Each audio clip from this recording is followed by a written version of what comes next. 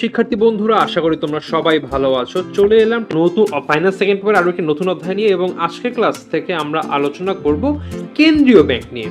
So আজকে যে class, সেই ক্লাসের আলোচ্য বিষয় হবে ধারণা, কেন্দ্রীয় ব্যাংকের ধারণা, আওতা ও পরিধি এবং বৈশিষ্ট্য। অর্থাৎ কেন্দ্রীয় ব্যাংক কি, কোন কোন ধরনের কাজ করে, এবং একটা কেন্দ্রীয় ব্যাংকের কি কি বৈশিষ্ট্য রয়েছে।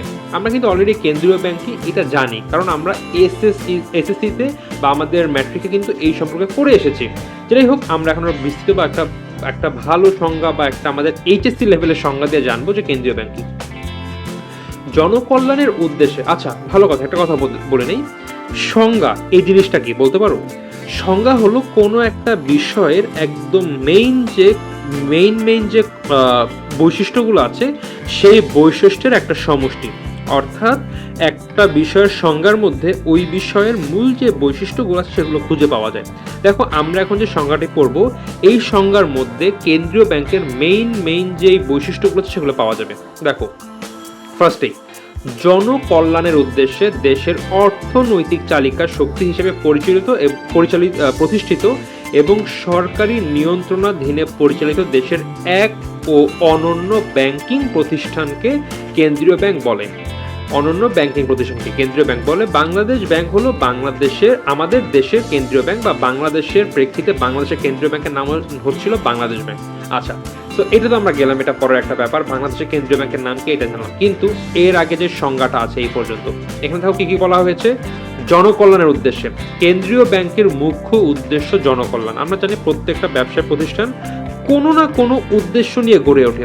বেশিরভাগ ক্ষেত্রে ব্যবসা প্রতিষ্ঠান দেখা যায় মুনাফা অর্জনের উদ্দেশ্যে গড়ে ওঠে, কিন্তু কেন্দ্রীয় ব্যাংক, যেটা বাংলাদেশের একক একটা ব্যাংক, এই ব্যাংকের মূল উদ্দেশ্য হচ্ছিল জনকল্যাণ, অর্থাৎ জনগণের কল্যাণ সাধনের উদ্দেশ্যে এরা গঠিত হয়।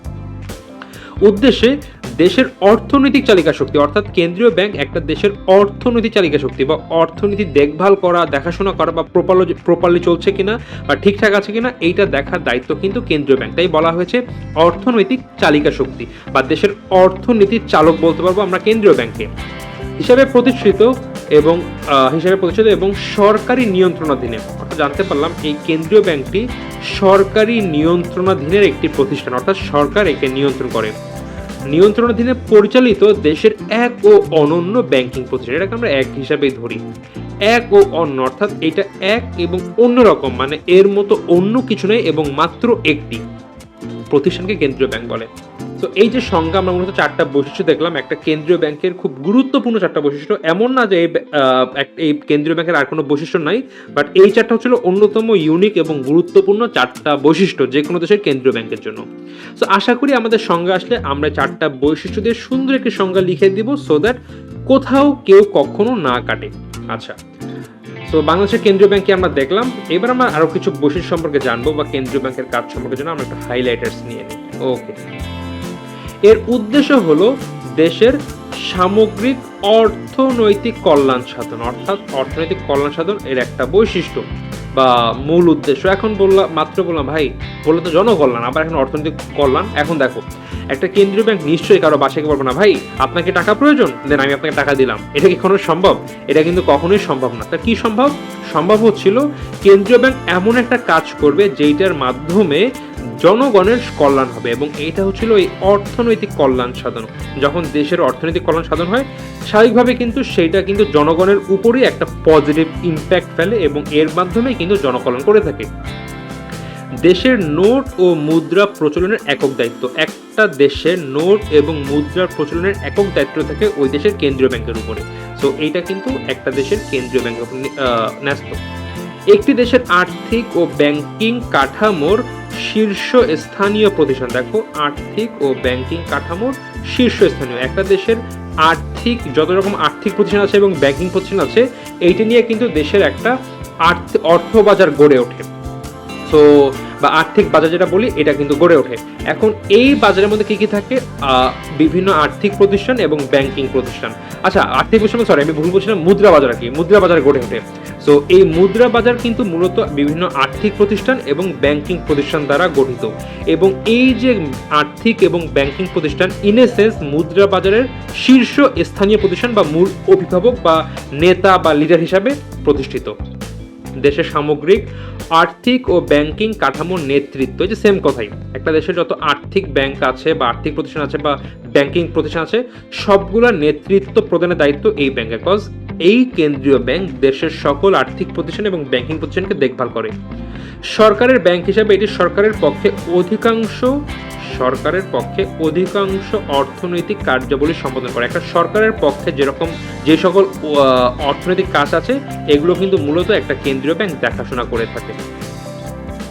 আর লাস্ট হচ্ছিল এই ব্যাংক অর্থ ও ঋণের সরবরাহ নিয়ন্ত্রণ ও মূল্যস্তর স্থিতিশীলতা বজায় রাখে। সো বাজারে কি পরিমাণ বাজারে অর্থ বা ঋণের সরবরাহ কেমন হবে, বেশি হবে নাকি কম হবে, এবং এর মাধ্যমে বাজারে অর্থ এবং মুদ্রার যে মূল্য এইটা একটা স্থিতিশীল পর্যায়ে রাখার দায়িত্ব কিন্তু এই কেন্দ্রীয় ব্যাংকের উপরে। এখন যদি কেউ আমাদের কখনো বলে যে তুমি লিখে দাও তো একটু কেন্দ্রীয় ব্যাংক কি বা কি মানে কি এর বৈশিষ্ট্য কি আছে বা কিভাবে আমি বুঝবো এটা কেন্দ্রীয় ব্যাংক, আশা করি আমরা সংজ্ঞা এবং এই সকল বৈশিষ্ট্য দিলে একটা পরিপূর্ণ কেন্দ্রীয় ব্যাংকের ধারণা দিতে পারবো বা বুঝতে পারবো।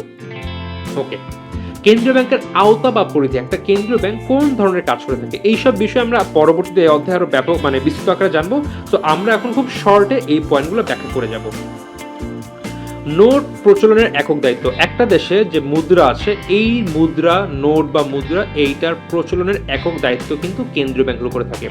মুদ্রামান সংরক্ষণ, বাজারের মুদ্রার পরিমাণ কি, মুদ্রাস্ফীতি হবে কি হবে না, বা বৈদেশিক মুদ্রার সাথে একটা দেশের মুদ্রার কি মান থাকবে, অর্থাৎ ধরে নিচ্ছি $1 এগেইনস্টে কত টাকা পাওয়া যাবে, বা বর্তমানে মুদ্রার মান কত হবে, 80 টাকা নাকি হবে 90 টাকা।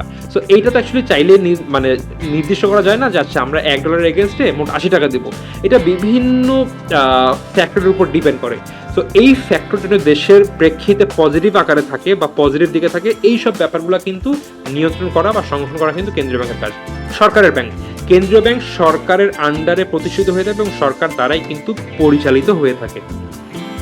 অর্থবাজারের অভিভাবক, এটা যেটা বললাম, অর্থবাজার গঠিত হয় হচ্ছিল বিভিন্ন আর্থিক প্রতিষ্ঠান এবং ব্যাংকিং প্রতিষ্ঠান দ্বারা, এবং এই আর্থিক প্রতিষ্ঠান এবং ব্যাংকিং প্রতিষ্ঠানের অভিভাবক কিন্তু কেন্দ্রীয় ব্যাংক। সো আলটিমেটলি এই অর্থবাজারের অভিভাবক কিন্তু কেন্দ্রীয় ব্যাংক। অন্য ব্যাংকের ব্যাংকার ও নিয়ন্ত্রক, সো দেশের যে অন্য ব্যাংক আছে বা আর্থিক প্রতিষ্ঠান আছে এগুলোর হেড কিন্তু কেন্দ্রীয় ব্যাংক, এবং এজন্যই বলা হয়েছে অন্যান্য ব্যাংকের ব্যাংকার বা নিয়ন্ত্রক বা অভিভাবক। বৈদেশিক বিনিময় নিয়ন্ত্রণ, কোন দেশের সাথে একটা দেশ অন্য কোন দেশের সাথে লেনদেন করতে পারবে, কি পরিমাণে করতে পারবে বা সর্বোচ্চ কত টাকা করতে পারবে, এই সকল বিষয়ে কিন্তু কেন্দ্রীয় ব্যাংক নিয়ন্ত্রণ করে। এবং ঋণের শেষ আশ্রয়স্থল, একটা বাণিজ্যিক ব্যাংক হোক, তালিকাভুক্ত বাণিজ্যিক ব্যাংক হোক, অথবা একটা সরকার হোক বা সরকারের কোনো পক্ষ হোক, তারা যদি কোথাও থেকে ঋণ না পায় বা অর্থের প্রয়োজন হয় তখন কিন্তু তারা সর্বশেষে গিয়ে কেন্দ্রীয় ব্যাংকের কাছে গিয়ে বলে যে দেখেন আমাদের এই পরিমাণ ঋণের প্রয়োজন, আমরা খুব বিপদে পড়েছি, এই ব্যাপার এই জন্য প্রয়োজন। এবং কারো কাছে যদি ঋণ না পায় বিভিন্ন সরকারের পক্ষ বা বিভিন্ন ব্যাংকগুলো তারা সর্বশেষে গিয়ে এই কেন্দ্রীয় ব্যাংকের কাছে দ্বারস্থ হয়, এবং কেন্দ্রীয় ব্যাংক যদি পারে তখন তাদেরকে সেই ঋণ দিয়ে তাদেরকে সাহায্য করে। এবার কেন্দ্রীয় ব্যাংকের বৈশিষ্ট্য সম্পর্কে দেখব। একটু আগে দেখলাম নোট ও মুদ্রা প্রচলনের একক অধিকার, এটা একমাত্র কেন্দ্রীয় ব্যাংক দেখে। মুদ্রা মান সংরক্ষণ, কিভাবে মুদ্রা মান সংরক্ষণ করে এটাও দেখলাম, এটা অন্যতম বৈশিষ্ট্য। একক ব্যাংক, এটা নিয়ে আমরা আলোচনা করিনি। যে কোনো দেশে মাত্র একটা কেন্দ্রীয় ব্যাংক থাকবে, অর্থাৎ পৃথিবীর কোনো দেশে দুইটা কেন্দ্রীয় ব্যাংক থাকতে পারবে না। বিভিন্ন স্কুল বা কলেজের কোনো একটা শিফটে, এখন দেখা গেছে বিভিন্ন কলেজে দুইটা shift, day shift, morning shift, দুই শিফটে দুজন প্রিন্সিপাল থাকে, বা হতে পারে দুইজন ভাইস প্রিন্সিপাল থাকে। আসলে প্রিন্সিপাল থাকে, প্রিন্সিপাল না, ভাইস প্রিন্সিপাল থাকে দুজন অনেক ক্ষেত্রে। কিন্তু যে কোনো একটা কলেজের প্রিন্সিপাল যেরকম একজন থাকবে, একটা দেশের প্রধানমন্ত্রী যেরকম একজন থাকবে বা রাষ্ট্রপতি যেরকম একজন থাকবে, ঠিক একইভাবে একটা দেশে মাত্র একটা সিঙ্গেল অনলি ওয়ান পিস কেন্দ্রীয় bank, only one central bank থাকবে, মাত্র একটাই থাকতে পারবে। সো কোনো দেশে অ্যাকচুয়ালি একের অধিক কেন্দ্রীয় ব্যাংক থাকা সম্ভব না। তো এই জন্য বলা হয়েছে একক সংগঠন, কারণ একটা দেশে বা একটা ইকোনমিতে অনলি একটাই কেন্দ্রীয় ব্যাংক থাকবে। সরকারি মালিকানা ও নিয়ন্ত্রণ, একটা কেন্দ্রীয় ব্যাংকের মালিক সরকার, তো এটি সরকারি মালিকানা এবং সরকার তাকে নিয়ন্ত্রণ করে থাকে। উদ্দেশ্যের ভিন্নতা, প্রত্যেকটা ব্যাংক প্রতিষ্ঠানেরই কিছু না কিছু উদ্দেশ্য থাকে, কিন্তু বেশিরভাগ প্রতিষ্ঠান যদি দেখি বা যদি ব্যাংকিং প্রতিষ্ঠান দেখি, সবার উদ্দেশ্যই মুনাফা অর্জন করা। কিন্তু কেন্দ্রীয় ব্যাংকের উদ্দেশ্য কিন্তু মুনাফা না, আমরা দেখেছি কেন্দ্রীয় ব্যাংকের মূল উদ্দেশ্য ছিল জনকল্যাণ করা। সরকারের ব্যাংক, এই যে সরকারি মালিকানা বা যেসব ব্যাংক সরকারি মালিকানায় এবং নিয়ন্ত্রণে থাকবে তারা কিন্তু আলটিমেটলি সরকারের ব্যাংক হিসাবেই গণিত হবে। অর্থবাজারের অভিভাবক, একটু আগে দেখেছি মুদ্রা বাজারের অভিভাবক বা অর্থবাজারের অভিভাবক, সেম কথা।